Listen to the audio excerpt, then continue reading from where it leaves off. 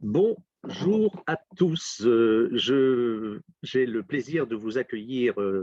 Je voulais vous accueillir avec une diapo. J'ai oublié de la partager. Donc la voici. Donc j'ai le plaisir de vous accueillir pour ce dernier webinaire de la série qui porte sur l'impact et les enjeux de différentes transitions socio-techniques dans l'activité agricole et pour l'activité et les compétences des agronomes. Et pour ce dernier webinaire, nous allons parler de transition écologique. Évidemment, pour les agronomes, c'est un type de transition dont on parle depuis longtemps et qui est essentiel. Et donc, vous êtes très nombreux aujourd'hui à nous rejoindre. Et pour ce dernier webinaire, j'ai le plaisir d'accueillir Jeanne Lecomte, qui est professeure d'écologie à l'université Paris-Saclay, qui est notre intervenante extérieure, mais quand même, elle travaille beaucoup avec l'activité agricole, donc elle saura faire les liens. Et puis Guillaume Martin, qui est chercheur à INRAE, à l'UMR Achir à Toulouse, et qui est notre agronome discutant d'intervention de Jeanne, avec évidemment de l'extension et puis d'éléments pour lancer le débat. Et donc pour cela, je vous rappelle que vous avez deux façons d'interagir avec nous. Vous avez le bouton discussion qui est le bouton ou chat selon votre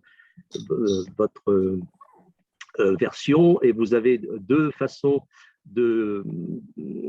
d'utiliser le bouton discussion, soit pour nous donner des informations, soit pour me faire part de vos éventuels soucis techniques. L'autre bouton que je vous conseille vivement d'utiliser, c'est le bouton QR pour questions et réponses. Ce bouton, à partir du moment où vous posez vos questions dans cette rubrique, eh bien, on les organisera pour pouvoir répondre en direct à vos questions à la fin des deux interventions. Donc, je vous propose maintenant d'engager cette séance avec l'intervention de Jeanne.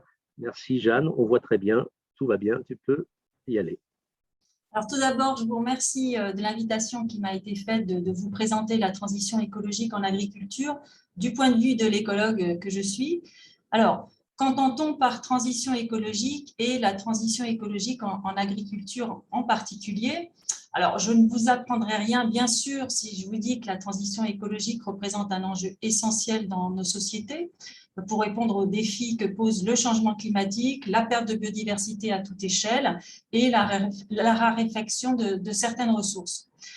Or, l'agriculture, comme vous le savez, c'est l'une des activités humaines les plus concernées par ces défis du fait de son rôle dans la gestion des ressources naturelles et le pilotage des systèmes vivants.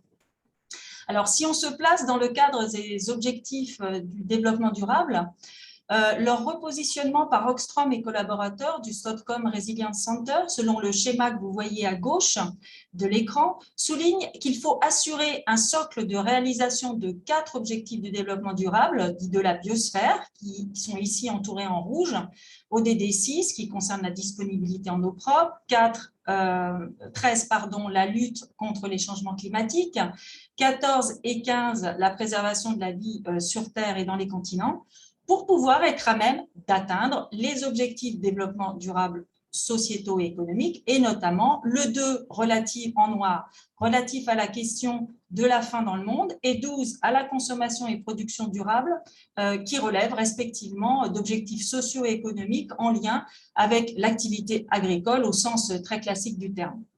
Alors, Oxfam et collaborateurs sont aussi à l'origine du concept des limites planétaires, à l'intérieur desquelles l'humanité peut survivre en toute sécurité. En complément, le schéma à droite, qui est celui de la théorie du donut, repart de cette théorie et cette idée de limites planétaires, qui sont tout autour du donut, qui définit le plafond environnemental de cet espace de survie, mais qui est aussi un espace de justice sociale avec un plancher social en vert foncé au centre, représenté par l'ensemble des droits humains et des besoins essentiels pour l'ensemble des humains. Donc, pour résumer, un développement durable ou soutenable, c'est donc considérer que nos sociétés et leurs économies ne pourront durablement se développer et garantir l'équité sociale qu'en respectant ce principe des limites planétaires, mais aussi de non-substituabilité des ressources qui sont issues de la biosphère. Alors, excusez-moi, une agriculture qui se résumerait à sa seule fonction de production alimentaire, au-delà même d'autres types de production comme la production de biomasse, je dirais a fait long feu, si je puis dire. Ainsi, en 2009, Renting et collaborateurs, dans leur revue portant sur l'agriculture multifonctionnelle, explicitent en cela qu'elle répond à plusieurs objectifs. Bien sûr, celui de production, mais aussi celui de la gestion des ressources naturelles, des paysages et de la biodiversité, et celui de la viabilité socio-économique. Et cette agriculture multifonctionnelle est confrontée à plusieurs défis qui sont ceux relevant du maintien, voire de l'augmentation de la production en raison des dynamiques démographiques, alors qui est envisagée conjointement avec la lutte contre le gaspillage, mais aussi de la problématique des écarts de rendement, yield gap, et de la mauvaise distribution des denrées alimentaires qui peuvent conduire à de l'insécurité alimentaire. L'agriculture est aussi confrontée à des changements dans les choix alimentaires qu'il faut pouvoir anticiper dans les filières, et enfin aux perturbations du climat induites par les émissions de CO2, sachant que l'agriculture en France est responsable de 19% de ces émissions. Or, je dirais, les systèmes agricoles qui se sont mis en place lors de la seconde moitié du XXe siècle, à grand renfort d'intrants, au prix d'un coût environnemental important et une transformation profonde des écosystèmes agricoles ont engendré, vous savez, des impacts très élevés, notamment pour la biodiversité. Et pour ce qui concerne la production agricole elle-même, certains jugent que poursuivre l'intensification de ces systèmes dits conventionnels, c'est la trajectoire en haut à droite, pourrait s'avérer à terme contre-productif en raison de la menace de rétroaction négative qui serait liée au déficit des services écosystémiques apportés par la biodiversité et qui soutiennent la production agricole. Alors, Bonmarco et collaborateurs, dans ce schéma qui est adapté de leur article de 2013, appellent donc à une transformation radicale des systèmes et modes de production pour continuer à produire, à leur donner sur cette figure, tout en diminuant les impacts de l'agriculture sur l'environnement et les services écosystémiques. Cela conduit donc à un changement de paradigme vers un autre type d'intensification appelée intensification écologique, c'est la trajectoire en bas à droite. Alors, la conception de tels systèmes s'appuie sur l'agroécologie. Et selon la loi de 2014, cette transition agroécologique de l'agriculture est définie comme visant à établir des systèmes de production fondés sur les interactions biologiques et l'utilisation des services écosystémiques et des potentiels offerts par les ressources naturelles, en particulier la biodiversité. Chaleur, et en 2013, définit l'agroécologie comme s'appuyant au maximum sur les fonctionnalités des écosystèmes, comme maximisant la biodiversité fonctionnelle et renforçant les régulations biologiques dans les agroécosystèmes.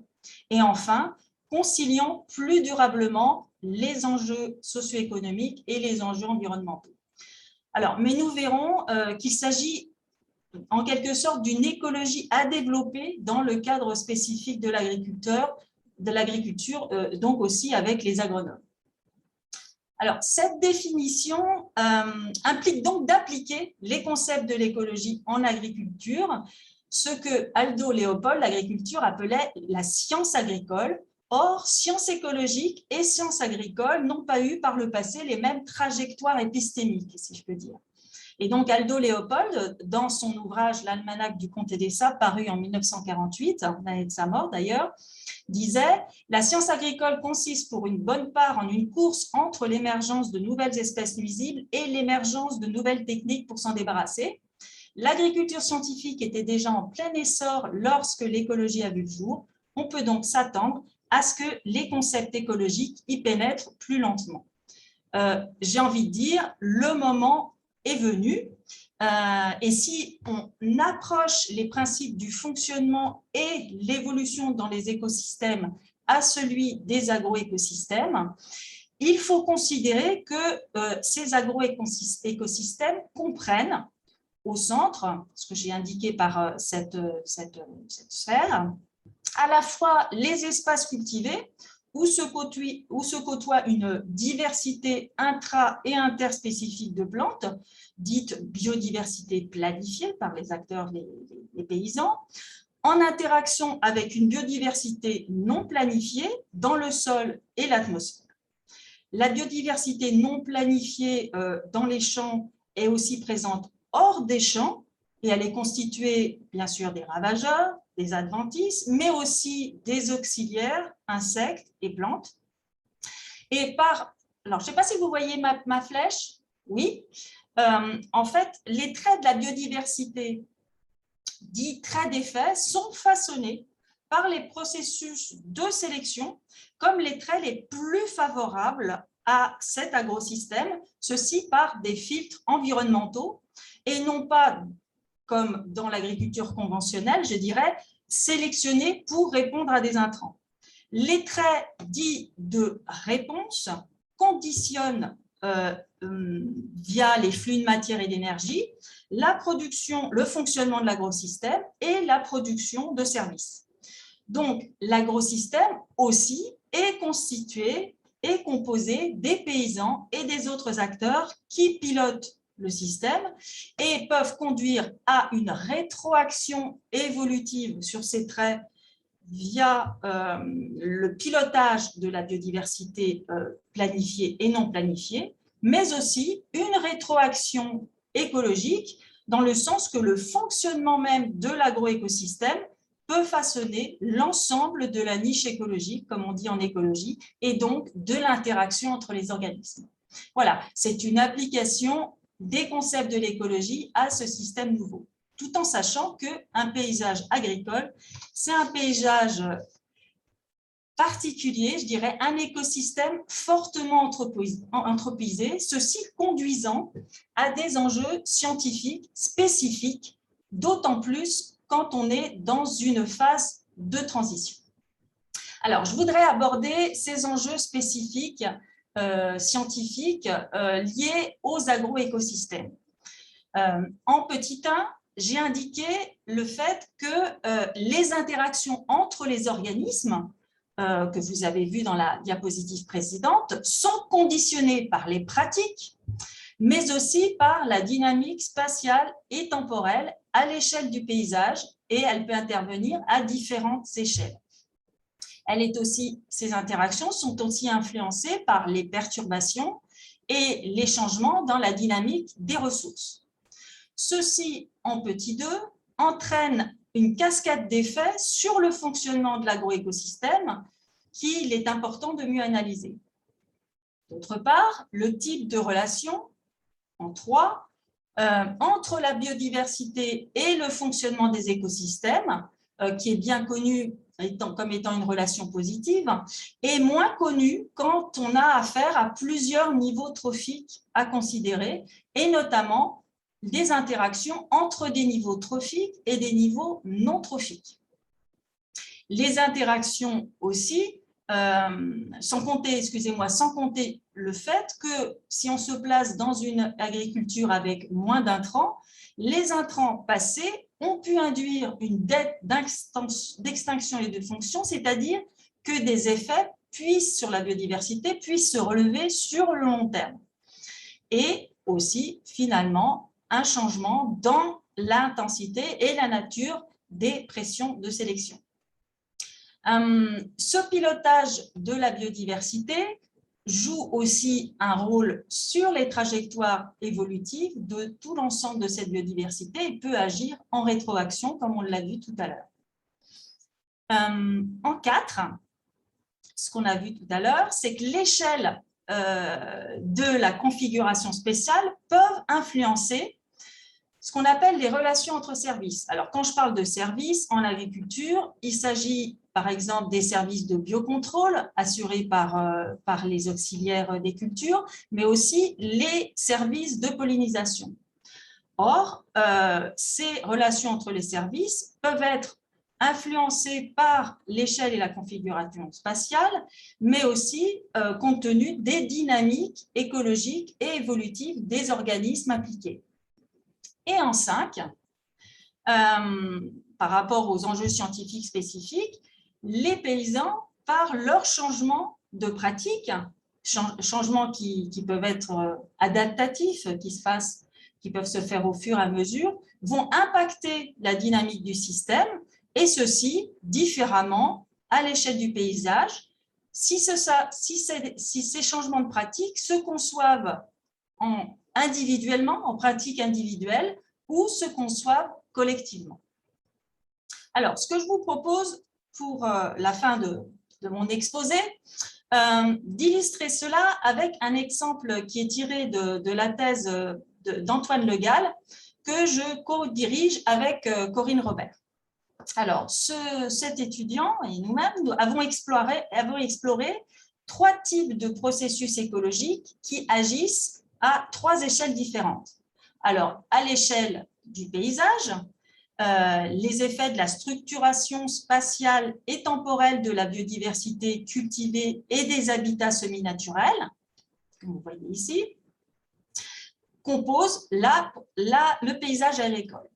À l'échelle locale, les traits d'histoire de vie des différentes espèces considérées, là vous voyez par exemple des ravageurs, des auxiliaires, des pollinisateurs, et ces traits d'histoire de vie, notamment la dispersion de ces différents organismes, mais aussi les plantes, vont conditionner un certain nombre de choses que nous verrons tout de suite après.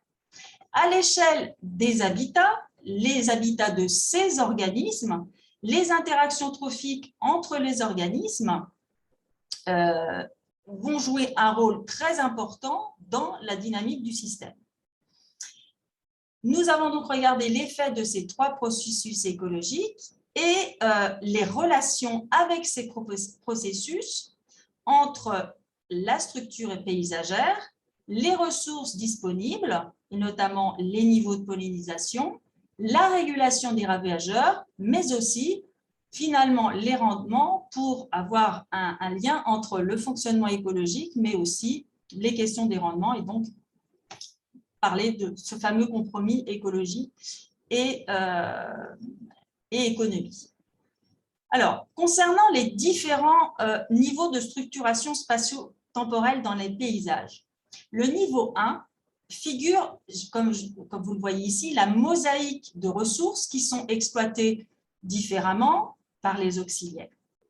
Le niveau 2 représente la distribution des auxiliaires en classes d'âge et dans l'espace, sachant que ce qui nous intéresse et ce que je vais vous montrer seulement dans le résultat suivant, c'est ce qui concerne le phénomène de contrôle biologique.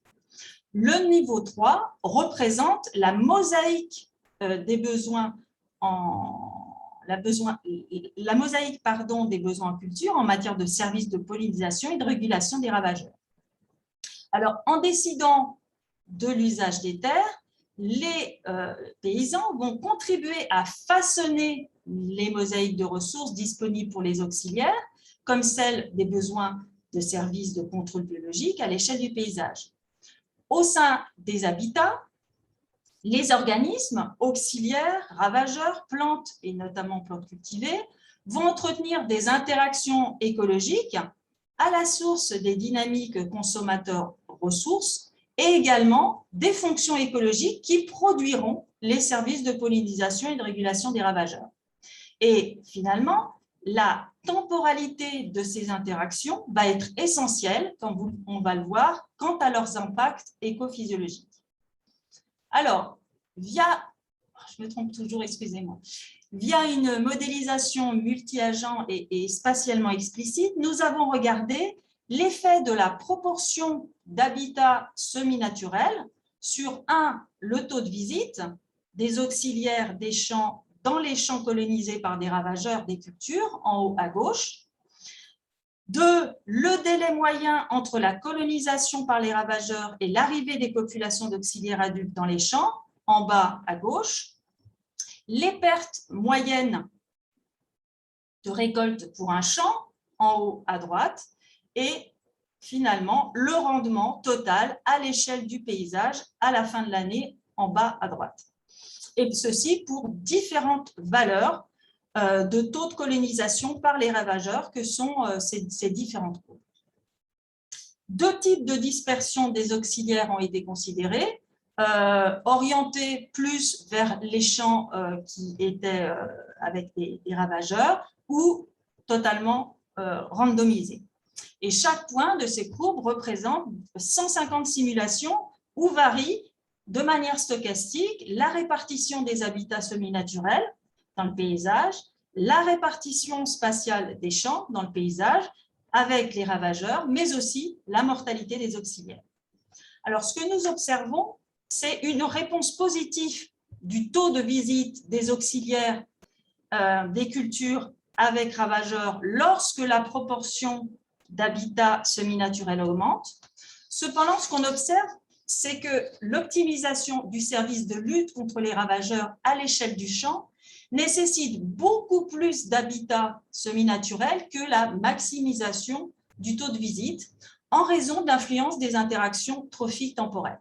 En effet, l'augmentation de la proportion des habitats semi-naturels permet aux auxiliaires d'arriver plus rapidement dans les champs après la colonisation du ravageur de par une dispersion plus réduite, ce qui réduit les pertes moyennes de récolte. Cependant, il existe un compromis dans l'optimisation du rendement de la culture à l'échelle du champ ou du paysage en raison du fait que la conversion de la zone de culture productive en milieu semi-naturel va diminuer le nombre, la quantité de champs présente dans le paysage.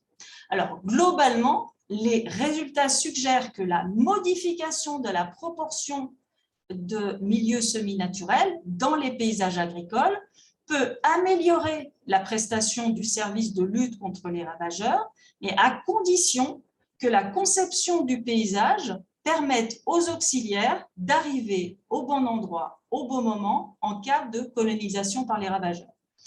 Alors, sachez que de tels modèles ont aussi été développés pour étudier la question des synergies dont je vous parlais tout à l'heure entre ce service de contrôle biologique, entre le ravageur et l'auxiliaire, mais aussi synergie ou antagonisme avec le service de pollinisation. Alors, ce type de modèles seront mobilisés dans le cadre d'un projet, qui est le projet Traversée, piloté par Corinne Robert, qui vise à identifier les trajectoires de transition à l'échelle des territoires qui permettent une diminution de l'usage des pesticides, mais aussi de leurs impacts. Alors, ce projet, outre l'utilisation de modèles, vise aussi à comprendre comment des leviers écologiques, mais aussi économiques, sociaux, mais aussi institutionnels, peuvent enclencher, je dirais, ou pas, une dynamique de changement des comportements d'acteurs, et enfin d'identifier les freins à la diminution des traitements à différentes échelles spatiales via une co-construction qui est menée dans un territoire avec des acteurs, c'est-à-dire avec les paysans. Alors, tout ceci, je dirais, et je terminerai avec ça sur ma dernière diapositive, implique de revoir profondément nos relations humains, acteurs, et non humains. Alors, mais ceci est un autre sujet que je développe aussi par ailleurs, mais qui me demanderait beaucoup plus de temps. Donc, ça sera peut-être une autre fois. Et je vous remercie pour votre attention. Et je suis bien sûr prête à toutes vos questions après l'intervention de Guillaume. Merci beaucoup, Jeanne. Les questions, effectivement, commencent à arriver. Et merci pour cette prise de hauteur et en même temps, vraiment dans l'esprit du sujet, parce qu'on voit bien déjà au niveau de la recherche l'importance de la congruence des objectifs des écologues et des agronomes. Et je pense que Guillaume va nous interpeller sur cette question d'évolution de l'activité des agronomes en lien avec ce qu'a dit Jeanne. À toi, Guillaume. Merci Philippe, merci Jeanne. Donc, une première transformation dans les métiers de l'agronome, c'est pour moi la révision des objets de l'agronome, puisqu'on voit qu'on inscrit les systèmes agricoles dans des cycles qui vont du local au global, du temps court au temps long, et qui répondent à de multiples objectifs de développement durable. C'était la première diapo de Jeanne. Et donc, on est bien au-delà de l'objet traditionnel de l'agronome, qui est le champ cultivé avec une succession d'espèces cultivées en pur et considérées sur la durée d'une rotation. Là, on est dans des systèmes qui sont de plus en plus complexes, qui associent des espèces, qui articulent plusieurs strates de végétation. Et il me semble qu'on n'est pas encore complètement équipé pour appréhender l'ensemble de ces interactions entre espèces et qui a nécessité de s'ouvrir davantage sur les concepts et outils de l'écologie. Jeanne en a présenté un exemple, comme ça a pu être initié sur les approches traits en agronomie, par exemple.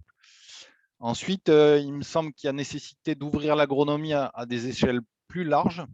Donc, c'est une dynamique en cours, parce que ces dernières années, on a eu le développement de l'agronomie des territoires, de l'agronomie globale, mais qu'il ne faut quand même pas négliger les échelles plus élémentaires, parce que c'est à ces échelles plus élémentaires que se construisent la diversité des pratiques agricoles et leurs effets induits. Donc, il y a nécessité de considérer cette multitude d'échelles conjointement. Et donc, on en arrive à une agronomie qui va articuler plusieurs échelles d'espace et de temps, avec une prise en compte accrue des temps longs et des variables lentes, par exemple la dynamique de la matière organique des sols, qui évolue quand même très lentement, les effets différés de certaines pratiques qui peuvent s'inscrire sur des temporalités assez longues, et puis aussi considérer des échelles plus larges. Donc, on a parlé un petit peu de consommation, de système alimentaire, mais on peut aussi imaginer regarder les effets des pratiques agricoles à l'échelle globale, puisqu'on va avoir certains effets qui vont être délocalisés. Si on cesse de consommer du soja pour alimenter des vaches en Europe, on a des impacts sur les systèmes de culture en Amérique du Sud. Donc, pour prendre en compte ces différentes échelles de temps et d'espace, il me semble qu'il y a un rôle clé dans les expérimentations systèmes, les suivis longitudinaux de fermes commerciales, les dispositifs plutôt à l'échelle de paysage, type zone atelier, où on va instrumenter pour pouvoir suivre des dynamiques à des échelles plus larges et sur des temps plus longs. Et puis évidemment la modélisation, puisque quand on se situe à des échelles comme l'échelle globale, on peut ainsi lever certaines limites spatiales et temporelles. Et puis finalement, en effectuant ce changement d'échelle, il y a nécessité de considérer aussi les interactions avec les autres types d'activités, puisqu'on n'est plus seulement sur des cultures en silo, mais on est sur des cultures qui vont être en interface avec de l'élevage, avec de la foresterie, avec des entreprises de transformation alimentaire. Et donc, ça nécessite de s'ouvrir à ces autres secteurs, à la fois dans le dialogue avec les gestionnaires des systèmes d'élevage, de foresterie, avec l'industrie agroalimentaire, mais aussi nous, en tant qu'agronomes, dans notre manière d'analyser, de modéliser, de concevoir des systèmes agricoles, puisque ça va nécessiter d'avoir une vision plus intégrée, plus transversale, pour produire des innovations dans une logique d'innovation couplée. Le deuxième grand point de transformation que je vois, c'est sur le regard que l'on va porter sur la performance ou les fonctions attendues de l'agriculture. Donc, Jeanne a parlé d'agriculture multifonctionnelle, et l'évaluation multicritère, c'est finalement une pratique qui est assez bien inscrite dans les compétences de l'agronome, traditionnellement, mais qui est souvent conduite à un seul niveau d'organisation et du point de vue d'un acteur souvent extérieur, le conseiller agricole, le chercheur, et pas forcément du point de vue de l'agriculteur. Et finalement, on a vu dans la diapo de Jeanne que les types de performances ou de fonctions attendues, elles changent et elles ne se limitent plus à l'idée de nourrir le monde, mais elles relèvent de différentes échelles. Par exemple, la viabilité économique, on va plutôt l'apprécier à l'échelle de l'exploitation, la production de services de régulation des bioagresseurs plutôt peut-être à l'échelle des paysages. Et donc, aujourd'hui, il me semble que l'agronome il se retrouve confronté à un renouvellement des pratiques en matière d'évaluation, avec une pratique de l'évaluation qui est plus complexe, puisqu'on doit prendre en compte des compromis entre différents types de performances ou services. Donc, Jeanne a mentionné le compromis production-environnement, mais on peut aussi imaginer qu'il y ait des compromis en termes d'impact sur différents types de ressources naturelles, sol, eau, biodiversité. On a aussi des compromis entre les niveaux d'organisation, puisqu'on va avoir des pratiques qui peuvent être vertueuses à un niveau élémentaire et avoir des effets délétères si on les généralise. Et aussi des compromis entre acteurs, puisque si par exemple on met en place un système de coordination entre céréaliers et éleveurs, eh bien, il va falloir s'assurer que la répartition des bénéfices de cette intégration, de ce système un peu plus collectif, elle est suffisamment équitable. Et puis, cette évaluation, elle doit s'inscrire dans une perspective plus évolutive, puisque Jeanne en a parlé, on va avoir une coévolution à la fois des ressources, des pratiques et des performances ou des services qui en découlent. Et elle doit être aussi plus dynamique pour mieux intégrer la variabilité des performances dans le temps. Et donc, ça nécessite de mieux intégrer des cadres des sciences de l'environnement ou des sciences humaines et sociales comme la résilience ou la vulnérabilité. C'est une pratique qui commence à émerger dans la communauté des agronomes, mais qui, pour moi, en est encore à ses balbutiements. On a beaucoup de progrès à faire pour progresser dans nos évaluations de ce point de vue-là. Et puis, un dernier point sur l'évaluation, c'est la nécessité de mieux intégrer les arbitrages faits par les acteurs. Tous les agriculteurs n'ont pas les mêmes besoins, les mêmes envies. Et historiquement, l'agronome, il a tendance à considérer que plus la performance est élevée, meilleure elle est. Et donc, on est plutôt dans une logique de maximisation. Or, il y a des agriculteurs qui préfèrent un revenu plus faible pour une charge de travail peut-être plus raisonnable. Enfin, et c'est le genre de démarche qui doit être développée pour relativiser l'évaluation des performances au regard des attentes de chacun. Donc, c'est un petit peu un changement de posture dans l'évaluation. Un troisième point, c'est sur la révision du regard sur l'agriculteur. Puisque quand on parle de transition écologique, il faut se rappeler qu'un acteur, il est guidé par des valeurs et des motivations, qu'elles déterminent fortement ses choix stratégiques, comme réduire les phytos, se convertir à la bio, mais aussi son vécu des situations rencontrées pour mettre en œuvre cette transition. Et donc, il me semble que pour comprendre les systèmes agricoles dans leur complexité, l'agronome aujourd'hui ne peut plus faire l'impasse d'une intégration à minima de ces valeurs et motivations. Et donc, le regard qu'on va porter sur l'agriculteur, c'est plus seulement celui du décideur qui met en œuvre un itinéraire technique qu'on va pouvoir modéliser, mais c'est celle d'un acteur qui est doté d'une expertise, parce que l'agriculteur, il expérimente, il observe, il déduit, et cette base de connaissances qui va produire par ces expérimentations, c'est une ressource qu'on doit mieux valoriser et sur laquelle on pourrait capitaliser, parce que y a plein de choses qui se produisent sur le terrain et aujourd'hui, on les valorise trop peu.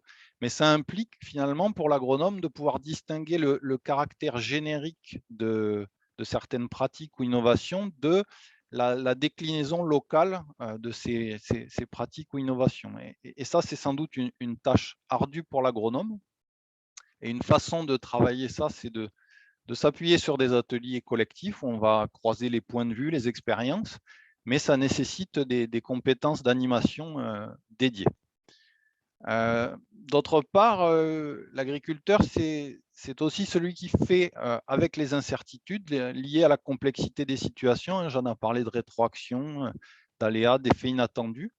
Et donc, cet agriculteur, il est doté de capacités pour faire face à ces aléas et adapter, voire transformer les situations.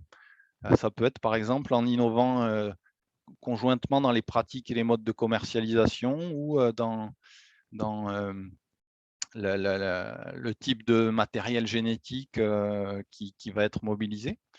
Et vu les prévisions climatiques, économiques, énergétiques pour les années à venir, il est il me semble essentiel de mieux comprendre comment ces capacités d'agentivité pour transformer ces situations, elles se développent et quels sont les leviers à la fois cognitifs, techniques, sur lesquels elles s'appuient. Et donc, tous ces éléments-là, ça nécessite de se déplacer un petit peu vers les sciences humaines et sociales, de mettre en place des collaborations avec les sciences humaines et sociales pour pouvoir appréhender ces questions de valeur, d'adaptation. Et le dernier point que je voudrais aborder, c'est en lien avec les autres conférences de ce cycle, c'est le multi-enjeu ou multi-risque, parce qu'aujourd'hui, on parle de transition écologique, mais l'agriculteur, il doit concilier, il doit faire avec une multitude d'enjeux ou d'aléas. Et donc, l'agronome, il ne peut pas, il faut qu'il cesse de segmenter les problèmes pour les appréhender dans leur complexité. Et donc, il faut travailler à une entrée plus multirisque qui permette de vraiment se placer dans la situation dans laquelle les agriculteurs ont à décider. Et donc, pour moi, pour faire face à ces problèmes multirisques, la complexité de ce contexte, elle nécessite des capacités de créativité ou des capacités à stimuler la créativité d'autres acteurs pour inventer des solutions qui permettent de faire face à ce nouveau contexte. Et donc, c'est sans doute une compétence supplémentaire à développer. Voilà, j'en ai terminé. J'espère que je n'ai pas trop dépassé. Merci beaucoup, Guillaume. Tu proposes que les agronomes soient bien au-delà des couteaux suisses à venir pour la transition agroécologique. En tout cas, je pense que tu as pointé plein d'enjeux et plein d'impacts de la transition écologique sur l'évolution des activités et des compétences des agronomes. Merci beaucoup. Donc, avant de peut-être aller beaucoup plus sur ce point, il y a quelques questions qui, en lien avec l'intervention de Jeanne. Une première question d'explication de Claire. Pouvez-vous réexpliquer brièvement la notion de niveau non trophique, de dette d'extinction? Vous pouvez laisser oui, tout à fait. micro ouvert. Oui, alors j'ai eu 20 minutes de top chrono, donc j'ai sans doute été un petit peu rapide. Donc, quand je parle de niveau de réseau non trophique, hein, c'est ça, j'évoque tout ce qui est symbiose, parce qu'en fait, dans les niveaux trophiques, c'est manger-mangeur. Les symbioses qui sont un contact permanent entre organismes, mais aussi tout ce qui est mutualisme, où les interactions sont plus ponctuelles. Voilà, donc ça nécessite, en termes de recherche, d'intégrer tout ça, ce qui est quand même, me semble, assez nouveau et qui pose un certain nombre de questionnements. Voilà, ce que j'entendais par cela. La dette d'extinction, dans des milieux et des agroécosystèmes fortement, je dirais, imprégnés d'intrants et notamment d'herbicides, il est souvent difficile de savoir comment va s'étaler dans le temps la réponse des organismes. Et parfois, il faut attendre. Il y a des effets qui se révèlent plutôt sur le long terme. Je donne cet exemple d'herbicide, mais il peut avoir d'autres effets. Voilà, donc il faut tenir compte dans cette phase de transition du fait que cette dette d'extinction puisse induire des effets à long terme difficilement anticipables. Voilà. Ok, merci. Alors, il y avait une question, après une question d'Éric, une question de Jérôme concernant la prise en compte dans tes modèles. Alors, d'une part, pour Éric, les animaux d'élevage dans le schéma d'agroécosystème, il ne l'a pas bien vu. Non, le système d'élevage n'est pas évoqué. Alors, c'est sûr que l'élevage, pour ce qui concerne les questions de durabilité et notamment du fait que on veuille aussi promouvoir des circuits courts, l'élevage à proximité je dirais des systèmes de culture est à favoriser. Alors, je n'ai pas mis les prairies, parce que moi, ce système d'élevage, dans ce cadre-là, je le vois plutôt dans le cadre d'élevage dans des prairies. Et effectivement, ces organismes, ces animaux domestiques, hein, que je n'ai pas mis dans les… peut être considéré comme ça, que je n'ai pas mis dans le paysage. Ils sont présents dans les prairies, les prairies jouant un rôle important, notamment dans la mobilisation de la biodiversité qui peut être intéressante dans les cultures. Voilà, ce n'était pas mis, effectivement. Ok. Bon, et une dernière question pour Jeanne. Certains intrants, de Jérôme, certains intrants peuvent-ils être favorables à la biodiversité? Certains intrants… En particulier les fertilisants. Les fertilisants, oui. Alors, il y a certains articles qui mettent effectivement, en avant un effet positif sur la biodiversité de fertilisants, notamment parce que ces fertilisants, dans certains cas, peuvent promouvoir une végétation qui apporte de l'alimentation à une certaine biodiversité. Oui, dans certains cas, oui. Guillaume, tu as peut-être des éléments complémentaires là-dessus? Non. Non, pas spécialement. Ok. Après, il y avait une remarque de Kevin qui dit finalement, les enjeux spécifiques au écosystème, il n'y en a peut-être pas tant que finalement, c'est tous les socio-écosystèmes. Ils comparent avec les hydrosystèmes. Dès qu'il y a de l'activité, la présence humaine, finalement, c'est les mêmes enjeux. Oui, alors, oui, mais effectivement, tous les systèmes anthropisés par rapport au système écologique, je dirais, entre guillemets, un peu plus naturel, sont particuliers. Cela dit, dans les agrosystèmes par rapport au système hydrologique, en termes de, je veux dire, si on s'intéresse là notamment aux pêcheries, on s'intéresse à des organismes qui, de par les interactions avec… Enfin, je veux dire, les interactions entre organismes, il n'y a pas différents compartiments, il y a moins de compartiments. Là, on parlait du sol, de l'atmosphère. On peut imaginer qu'il y a une certaine interaction, mais bon, cette spécificité, elle est là. Là, on parlait des herbicides, on parlait des traitements. C'est des choses qui sont quand même assez spécifiques.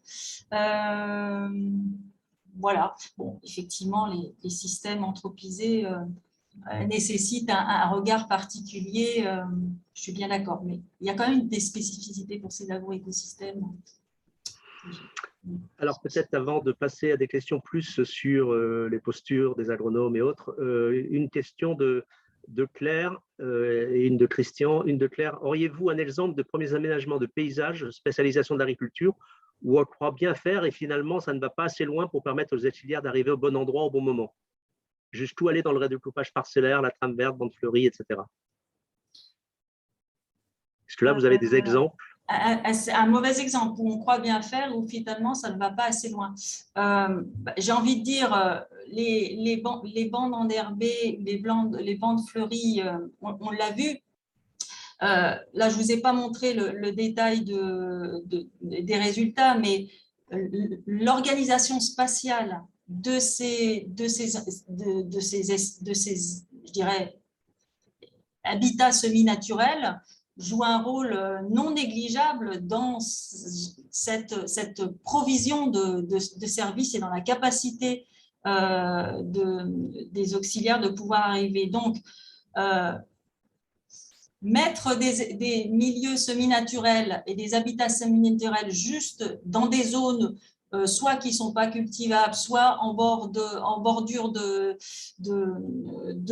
champs, mais sans penser à la dynamique des organismes qui vont produire ces services, c'est effectivement pas intéressant. Cela dit, ce que je veux dire, il n'est pas non plus facile d'anticiper cela en amont, mais j'ai envie de dire toute mesure qui vise à reléguer dans un petit coin ces habitats en se disant ça y est, on a mis des mètres carrés et en ne considérant pas le fait qu'ils puissent être utiles dans le cadre du biocontrôle ou de la pollinisation, ça c'est effectivement… ça, c'est effectivement un petit peu, ça ne sert pas à grand-chose, je dirais. Et la question de la surface n'est pas négligeable non plus. Hein. Ok, mais donc par rapport à la question de Christian, qui dit plus concrètement, quel est le pourcentage de SNH minimum pour obtenir le service de régulation? Alors, il n'y a pas un pourcentage, mais ce qu'on a vu dans le graphique, autour de 30%, c'est parfois quelque chose qui paraît intéressant, mais ça dépend aussi de plein d'autres facteurs. Je ne peux pas donner un pourcentage là. Sinon, moi, j'ai vu une question pour laquelle j'aimerais bien répondre, mais peut-être qu'elle viendra ultérieurement, celle de Nicolas Mullier-Jolin. Oui, bien sûr, elles arrivent. C'est des questions plus de fond qui, du coup, interpellent pour moi les postures et les savoirs des agronomes. Effectivement, les deux questions, on va prendre les deux questions de Nicolas et de Guy maintenant. Là, donc, Nicolas qui dit voilà, l'agroécologie repose sur l'hypothèse que la mobilisation forte des fonctions écologiques et régulation biologique permettra de concilier les différents volets de la durabilité. Il me semble que cette hypothèse n'a pas été vraiment validée formellement jusqu'ici. Et donc, il y a un risque de danger épistémologique à considérer que c'est une évidence pour conduire la transition écologique. Donc là, peut-être, je pense que c'est effectivement un sujet de fond qui interpelle vraiment les agronomes. Oui. Après, ça pourrait être intéressant de savoir ce qu'on entend par différents volets de la durabilité, hein, déjà premièrement. Maintenant, là, ce que je vous ai... la durabilité, c'est aussi la durabilité de la biodiversité qui est source de services, comme on l'a vu, mais pas seulement. Donc, il est clair, et ça, ce n'était pas le sujet, mais je peux le développer dès maintenant, que si on veut prôner à minima pour répondre à la durabilité, le socle biosphère hein, que je vous ai montré dans la diapositive du début, qui montre bien que si on n'assure pas le maintien de cette biosphère, de toute façon, les objectifs et sociaux ne seront pas garantis. Tout ça, ça nécessite forcément que, au-delà de ces espaces d'agroécosystèmes, on maintienne, et avec un pourcentage qui est en train d'être discuté dans les COP biodiversité, un pourcentage non négligeable, de l'ordre de 30% à l'échelle mondiale, mais que certains avancent jusqu'à 50% de milieux de naturalité. Voilà, et de forte naturalité, voire même de libre évolution. Donc, j'ai envie de dire, on n'assurera pas la durabilité de tous ces enjeux uniquement par l'agroécologie.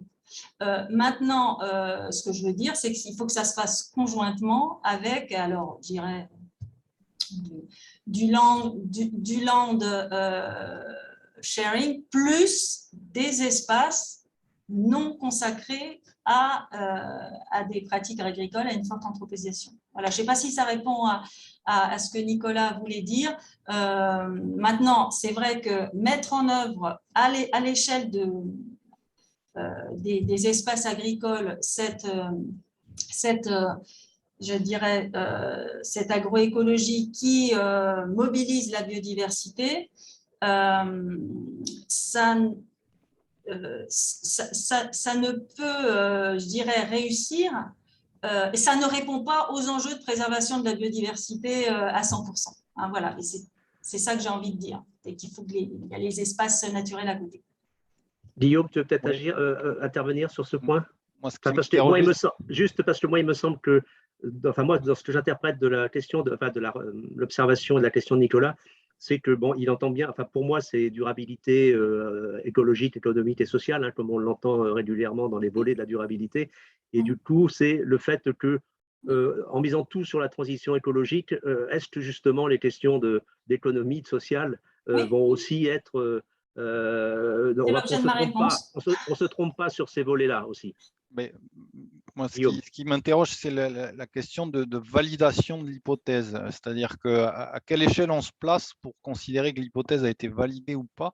Parce que ça fait des dizaines d'années qu'il y a des systèmes de polyculture élevage en agriculture biologique ou pas, mais qui utilisent très peu ou pas d'intrants, qui s'appuient fortement sur des régulations écologiques et qui ont des performances techniques, économiques et sociales tout à fait satisfaisantes. Donc, est-ce que ceux-là sont suffisants pour considérer qu'on valide l'hypothèse? Je n'en sais rien. Il faudrait que Nicolas puisse déverrouiller son micro pour en discuter. Mais pour moi, on a des exemples assez convaincant que ces systèmes peuvent constituer des réponses intéressantes pour faire face à la triple performance. Je peux déverrouiller si Nicolas m'autorise à déverrouiller, parce que si je déverrouille, ça veut dire qu'il me donne son droit à l'image. Donc, Nicolas, si tu veux intervenir sur ce sujet, on peut prendre 2 minutes ou 3 minutes. Tu me le dis. Il lève la main, donc j'imagine qu'il est d'accord. D'accord, ok. Bon, donc, peut-être, pendant que je fais monter en intervenant Nicolas, une question importante aussi de Guy par rapport au métier et aux activités agronomes, les limites d'une approche par le pilotage dans le cas de systèmes complexes comme des agroécosystèmes et de la montée des incertitudes. Quelle nécessaire adaptation? Est-ce qu'on peut encore parler de pilotage alors que les agronomes sont dans le pilotage? Moi, je définis le pilotage quand il y a une action qui vise à favoriser une biodiversité aux dépens d'une autre. Pour moi, le pilotage, il commence comme ça. Donc, la question des services écosystémiques et le fait d'organiser le paysage de façon à promouvoir, par exemple, une dispersion plus efficace des auxiliaires dans le paysage, pour moi, c'est évidemment un pilotage. Et ce pilotage-là, quand je mettais rétroaction évolutive, c'est qu'il me semble important de l'analyser. Alors, ça ne veut pas dire qu'il ne fallait pas analyser avant le pilotage encore plus massif des organismes, et là, pilotage souvent lié au fait qu'on s'en débarrassait. Donc, mais le fait de piloter des traits d'histoire de vie d'organismes dans un objectif de production, pour moi, c'est quelque chose qui nécessite d'être intéressé. Donc, les limites d'une approche par le pilotage, en gros, ça veut dire la capacité de ce pilotage d'être opérant ou pas. Bon, là, on a affaire effectivement à des systèmes vivants, ce qui diffère des pratiques précédentes qui utilisaient ou qui mobilisaient des intrants et aussi des plantes qui étaient adaptées à ces intrants. Donc là, effectivement, on est dans de l'incertitude, on est dans de la vie, on est dans des systèmes complexes. J'ai envie de dire, on est au devant d'un certain nombre d'éléments, mais je pense que déjà des systèmes en place qui sont ceux notamment de l'agriculture biologique permettent de répondre à un certain nombre d'enjeux. Et il me semble intéressant, dans ce cas, de les étudier pour voir en quoi ils peuvent répondre aux enjeux qui sont les enjeux de la transition écologique, comme on l'a vu. Donc, je sais pas Guillaume, si Guillaume veut compléter. Si tu veux compléter. Non, je propose de passer la parole à Nicolas parce qu'il ne reste plus beaucoup de temps. Sinon, on l'aura fait monter sur scène pour rien. Nicolas. C'est pas très grave. Merci beaucoup de me donner la parole. Je n'imaginais pas que ma question allait se développer tant que ça. Bon, Philippe, tu as bien interprété ma question. Hein. C'est bien ça. C'est bien l'idée que, certes, si on favorise les régulations biologiques, on essaye de favoriser la biodiversité, etc. Forcément, on va réduire les impacts environnementaux, on va améliorer la biodiversité. Mais est-ce qu'on va arriver à faire vivre les agriculteurs et dans des conditions socialement acceptables, etc. C'est bien ça la question. Et il me semble que la réponse n'est pas si simple. Guillaume, quand tu dis oui, il y a bien des exemples d'agriculteurs qui font de l'agriculture biologique en polyculture élevage et que ça montre que ça marche. Oui, certes, mais ce n'est pas parce qu'il y a des exemples que ça marche que c'est un modèle pour toutes les formes d'agriculture et toutes les agriculteurs de France. Et pour moi, le gros enjeu, la grosse difficulté, c'est d'emmener dans des démarches vertueuses, des trajectoires vertueuses, les agriculteurs céréaliers qui sont sont très peu diversifiés, qui utilisent beaucoup de phyto, et on ne va pas leur demander à tous de faire des prairies et de mettre des vaches sur leurs parcelles. Donc, les exemples presque de niche ne valident pas complètement l'hypothèse qu'on va y arriver. Et il y a plein d'exemples d'agriculteurs qui mettent en place des bandes enherbées, des bandes fleuries pour favoriser les auxiliaires. Et puis, en fait, en bordure de ces bandes enherbées, en fait, il y a plein de limaces et ça génère plus de problèmes que de solutions quelque part. Donc, il me semble que la réponse, elle est quand même pas si évidente que ça et que Et je partage l'objectif, hein, complètement l'objectif, je partage l'hypothèse et je pense qu'il faut le démontrer, mais ça ne me semble pas une évidence. Et j'ai un autre exemple en tête, c'est qu'on dit toujours qu'on veut une agriculture qui n'utilise peu ou pas de pesticides. Et par ailleurs, on valorise toujours le travail du sol par les vers de terre dans le cadre d'agriculture de conservation, etc., etc. Et dans l'idée de beaucoup de gens, il y a l'idéal d'une forme d'agriculture qui serait du bio en agriculture de conservation et qui stockerait du carbone sans pesticides, etc. Et en fait, on se rend compte que personne n'arrive à faire ça. Et donc, cette espèce de dogme de l'agriculture biologique en agriculture de conservation, on voit que ça n'existe pas. Et donc, tout ça pour dire que tout n'est pas aussi simple que ça et qu'il faut se méfier des dogmes, quoi. Voilà. Oui, non, mais je suis d'accord qu'on n'est pas encore au point sur tous les systèmes, mais en tout cas sur certains types de systèmes qui ne sont pas que des niches, hein, parce que la polyculture élevage représente quand même un certain nombre d'hectares en France. J'exagère un peu peut-être en parlant de niche, mais il y a quand même beaucoup de systèmes céréaliers purs et durs. Donc, il y a de la marge, c'est ça que ça veut dire. Il y a quand même de la marge. Et je suis d'accord avec toi que les systèmes céréaliers, il y a, je pense, en termes de pratique, un certain nombre de choses qui pourraient être modifiées là à la marge pour changer un petit peu